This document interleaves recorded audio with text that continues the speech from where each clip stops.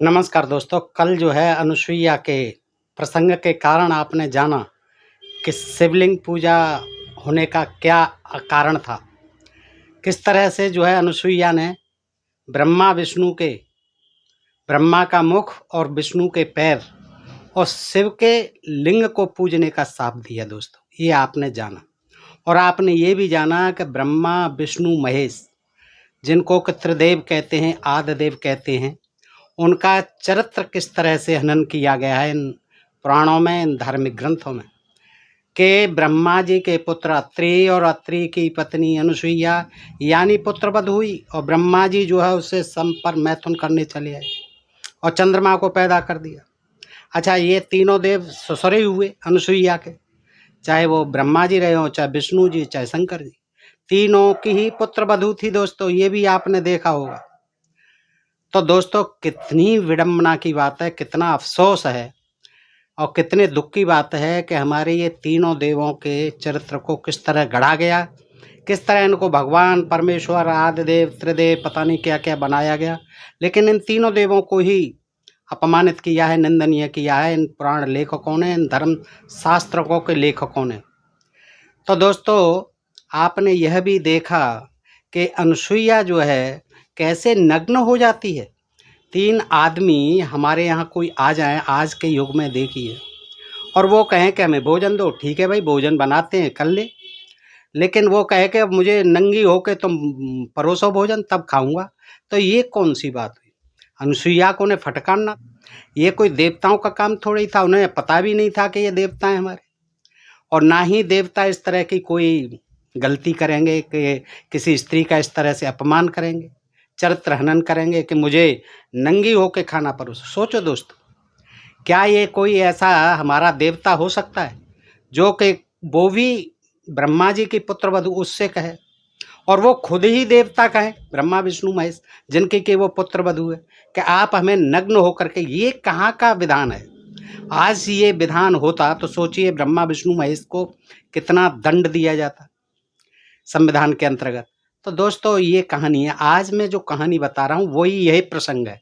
ये दूसरी कहानी भी है, तीसरी कहानी भी है, मैं बताता हूँ। शिव के पुराण में आज शिवलिंग को खूब पूजा जाता है, लेकिन लोग जानते नहीं कि इसकी पूजा क्यों होती है। ये शिव जी का सरासर अपमान है, ये पार्वती जी का सरासर अपमान है, उनकी घोर निंदा है, और ये ब्राह्मणों का षड्यंत्र है।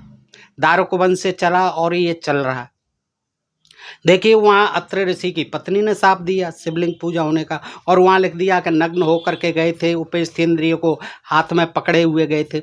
और यहाँ ऐसी बात नहीं है। आज जो है, जो प्रसंग है, वो भी भृगु ऋषि यानी जो ब्राह्मण भृगु थे, और वो स्वयं कहते हैं, परिचय देते हैं, ब्राह्मण भृगु हूँ मैं। और ये जो है आपको बता दूं, जो आज का प्रसंग है, ब्राह्मण भृगु के शाप के कारण जो है शिव जी के लिंग की पूजा होती है। अब ये ब्राह्मण भृगु कौन थे? ब्राह्मण भृगु ब्राह्मण थे और विष्णु इनके दामाद थे। भगवान विष्णु के ये ससुर थे, और जो इनकी पत्नी थी उनको जो है सुदर्शन चक्र से सिर काट दिया था। वो इनकी पत्नी थी, इनकी सास थी, भृगु जी की पत्नी थी, और शुक्राचार्य की माता जी थी। आज का जो प्रकरण है, भृगु ऋषि ने शाप दिया शिव के लिंग और पार्वती की पूजा होने का।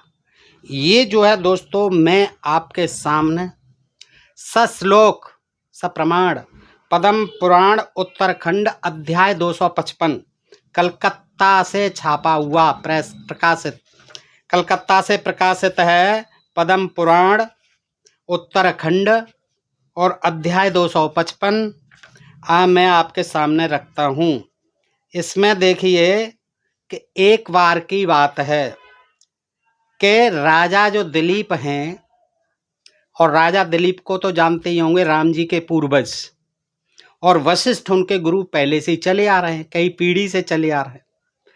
तो वो वशिष्ठ से पूछते हैं, राजा दिलीप क्या पूछते हैं कि यौन लिंगम स्वरूपम च कथम स्यात् सुमात्मना और पंचमुखश्चतुर्बाहु शूल पाणिस्त्रिलोचना। क्या पूछते हैं राजा दिलीप ने? महर्षि वशिष्ठ से प्रश्न किया कि हे महाराज, त्रिपुर दैत्य को मारने वाले 5 मुँह 4 हाथ अब देखिए 5 मुँह 4 हाथ व 3 नेत्र वाले त्रिशूलधारी शिव का पार्वती सहित गर्हित स्वरूप यौन लिंग कैसे हो गया, यौन लिंग कैसे बन गया उनका स्वरूप जो है, पार्वती की योनि और शिव का लिंग, ये शिव का कैसे हो गया, पूजन के योग्य कैसे बना दिया उनके शरीर को, इस शंका का समाधान कीजिए। इस पर वशिष्ठ जी ने बताया कि एक बार मुनियों की बैठक में यह निश्चय हुआ था कि इन तीनों देवताओं में कौन सा देवता सत्व गुण वाला है, इसका निर्णय किया जाए। कौन सा देवता जो है पूजने योग्य है, सतोगुणी है, रजोगुणी और तमोगुणी की तो पूजने की जरूरत ही नहीं है। केवल उन्होंने ये कहा कि कौन सा देवता इनमें सतोगुणी है। अब वो शंकर जी तो घोषित थे तमोगुणी, और ये राक्षसों के इष्ट थे। आदिवासी मूलवासी आज भी पूछते हैं, पहले भी पूछते थे, और इसीलिए इनका भभूत रमा हुआ और बैल पर सवार और सांप गले में लपटाए हुए, भस्म रमाए हुए, शमशान में रहते हुए बताए गए हैं, और इनका जो है यह स्वरूप ऐसे ही बिगाड़ा गया इसीलिए। तो दोस्तों क्या कहते हैं कि ये जो है वशिष्ठ जी कहते हैं कि एक बार मुनियों की बैठक हो रही थी, दिलीप जी को कथा सुना रहे हैं कि उस बैठक में यह निश्चय हुआ था कि इन तीनों देवताओं में कौन सा देवता सत्व गुण वाला है, इसका निर्णय किया जाए। अब 3 देवता हैं, ब्रह्मा विष्णु महेश, इनमें सतोगुणी कौन है, और जो सतोगुणी है वही पूजा के योग्य है, और भृगु जी को ये जिम्मेदारी देते। इसके लिए सबने भृगु ऋषि को नियत किया और उन्हें तीनों देवों ब्रह्मा विष्णु व महादेव की परीक्षा लेने को भेजा। एव मुक्तो भृगुस्तूर्णम कैलासम मुनि सत्तमः जगामम वायु मार्गेण यत्रास्ते वृषभध्वजः। 26वां श्लोक।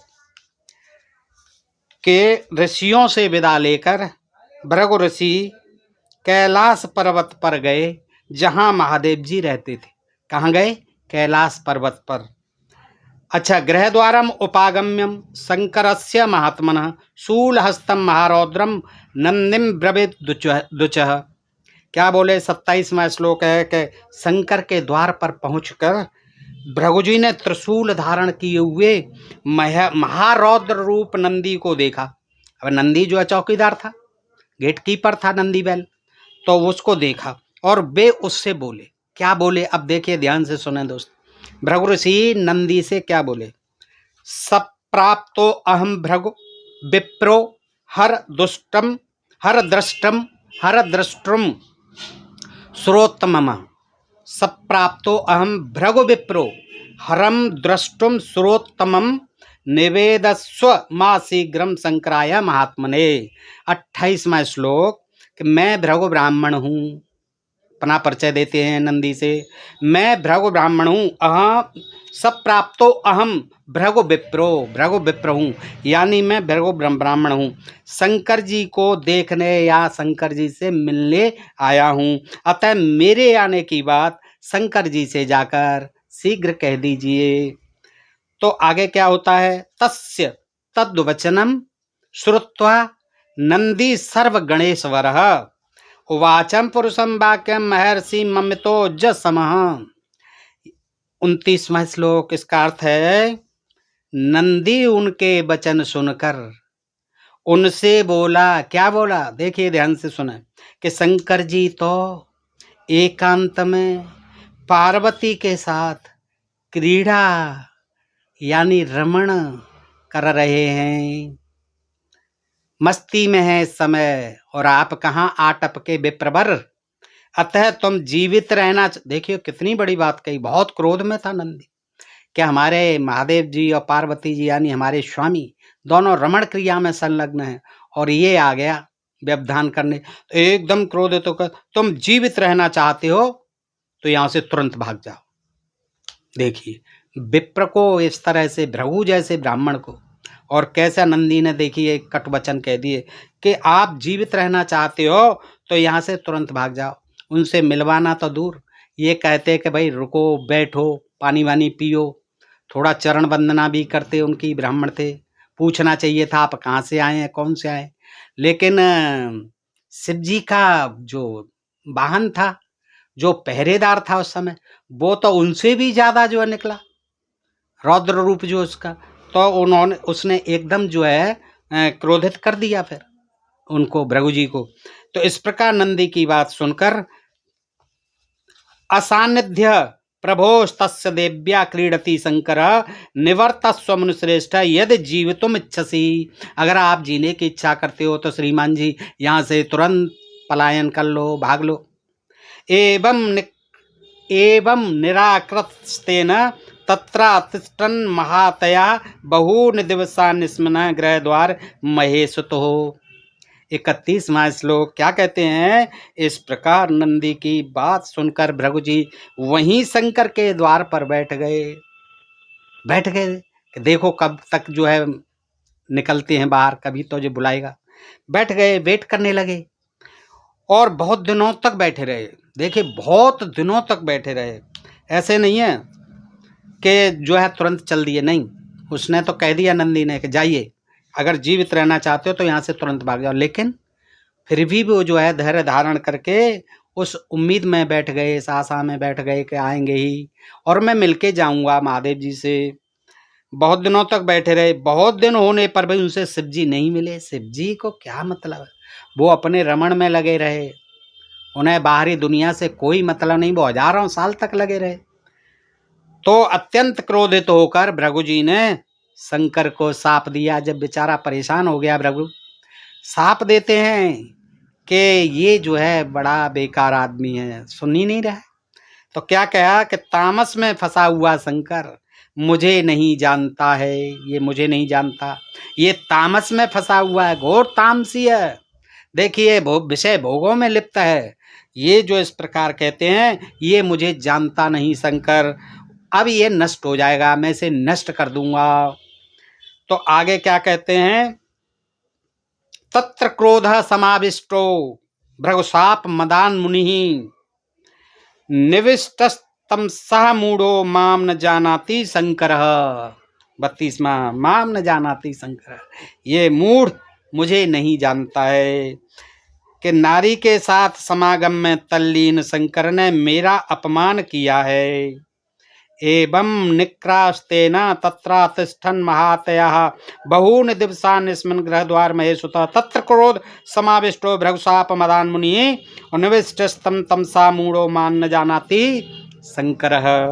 नारी के साथ समागम में, देखिए समागम में लगे हुए थे विष्णु भगवान, वो शंकर भगवान, सॉरी शंकर भगवान 1000 साल तक। क्यों कि उनको जो है तारकासुर को मारने के लिए देवताओं ने कह रखा था कि आपका ही पुत्र से मार सकता है तारकासुर को, महाराज पैदा करो। लेकिन हजारों साल हो गए। और दोस्तों ये बात जो है देखिए प्रमाणों में ही, इनमें पुराणों में ही लिखी है, इन धर्मशास्त्रों में ही लिखी है। तो वो इस समय रमण कर रहे थे और ये जो है उस समय फिर पहुंच गए। इनको बड़ा गुस्सा आता है जब नंदी ने फटकार लगा दी। तो क्या कहते हैं कि नारी के साथ समागम में तल्लीन शंकर ने मेरा अपमान किया है, अतः उनका स्वरूप भी अब मैं बिगाड़ दूंगा। अतः उनका स्वरूप भी यौन और लिंग रूप हो जाएगा। यहाँ कहानी जो स्पष्ट समझ में आ जाएगी कि शिव जी के और पार्वती के यौन और लिंग को पूजने का क्या मतलब है। ये देखिए ब्राह्मणों की साजिश थी। ये उनसे बहुत चिढ़ते थे, बहुत नाराज थे, क्योंकि शंकर जी जो है इनको भाव नहीं देते थे, ब्राह्मणी देवी देवताओं को बिल्कुल भाव नहीं देते थे। और ये साक्षात प्रमाण है, मैं अपनी तरफ से नहीं कह रहा हूँ, ये यहाँ देखिए। तो भृगु जी का नाराज होना स्वाभाविक था कि वो मिले ही नहीं और ये उनको घोर अपमान लगा अपना। तो उन्होंने क्या कह दिया कि अब मैं इनके यौन और लिंग का ही स्वरूप बना दूंगा और उसी की पूजा करेंगे आगे चल के। शंकर के भक्त लोग ये भी शाप दिया, देखिए क्या, नारी समागम तोसो यस्मान नाम मम बम्मन्यते और यौन लिंग स्वरूप रूपेम रूपत तस्मा तस्य भविष्यति। रूप यौवन, रूप जो है यौन और लिंग स्वरूप हो जाएगा क्या। और शंकर के भक्त रुद्र भवतास्य लोके भस्मम लिंगाम स्थित धारिण ते पाखंडत्वमापन्ना वेद ब्राह्मा भवन्तु वे। 34वां श्लोक कि शंकर के भक्त लोग जो लोक में भस्म, लिंग व हड्डी धारण करेंगे वे सब घोर पाखंडी एवं वेद से बहिष्कृत होंगे। अब आप समझ रहे होंगे कि शिव जी के लिंग की और पार्वती की योनि की जो आज पूजा हो रही है वो शिव जी के भक्त वो हैं जो कि वेद निंदक हैं, वेद से बहिष्कृत हैं, घोर पाखंडी हैं और जो भस्म रमाए रहते हैं, लिंग प्रतीक को गले में लटकाए रहते हैं और हड्डी लटकाए रहेंगे, यानी वो अघोरी भी हो जाएंगे। उनको यानी कहने का मतलब है शिव जी का तो यौन और लिंग पुजवा ही दिया। देखिए ब्राह्मणों ने, ये ब्राह्मण ही थे भृगु ऋषि, आप देख रहे हैं, और ये भी कह दिया उनके भक्तों के लिए, ये भक्तों को वेद विरोधी कहा जाए, वेद विरोधी माना जाए। क्यों कि ये शिव जी के भक्त हैं, यौन और लिंग को पूजने वाले हैं, हड्डी और उनके लिंग को गले में धारण करने वाले हैं, ये घोर पाखंडी हैं और घोर जो है नास्तिक हैं, एक तरह से बहिष्कृत होंगे, ये वेद विरोधी हैं।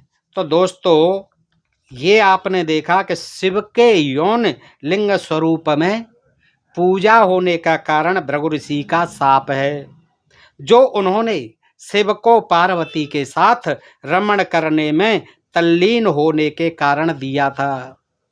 महाराजा दिलीप के एक प्रश्न के उत्तर में शिव के इस गर्हित स्वरूप का एक मुख्य कारण बताया है। अतः शिवलिंग पूजा के द्वारा शिव की जो पूजा की जाती है वह वास्तव में शिव और पार्वती दोनों के जननेंद्रियों की ही पूजा होती है। तो इस प्रकार दोस्तों आपको ये बड़ी रोचक जानकारी मिली और अब भी लोग मानने को तैयार नहीं हैं, कहने आ जाएंगे आप नरक में जाएंगे, आप शंकर जी की निंदा कर रहे हो। भाई मैं नरक में जाऊं या न जाऊं आप अपनी चिंता करो, मैं तो मानता ही नहीं स्वर्ग और नरक, मैं तो इनमें पूजा पाठ में इनमें तुम्हारे में विश्वास ही नहीं करता हूँ। तुम अपने नरक की चिंता करो कि तुम्हारे बाप दादाओं ने ये क्या लिख दिया है, इसको हटवाओ, इसको छपवाना बंद करो और उनके शंकर जी की पूजा मूर्ति से ही करो, ये यौन लिंग को बंद करो, तभी शंकर भगवान आपसे खुश होंगे, अन्यथा तुम्हारे लिए नरक में सीट रिजर्व हैं। मुझे गाली देने से पूर्व आप 100 बार सोच लो, मैं अब भी आपके हित की बात कर रहा हूँ। और दोस्तों अंत में चलते चलते आज की 4 लाइन भी सुन लें।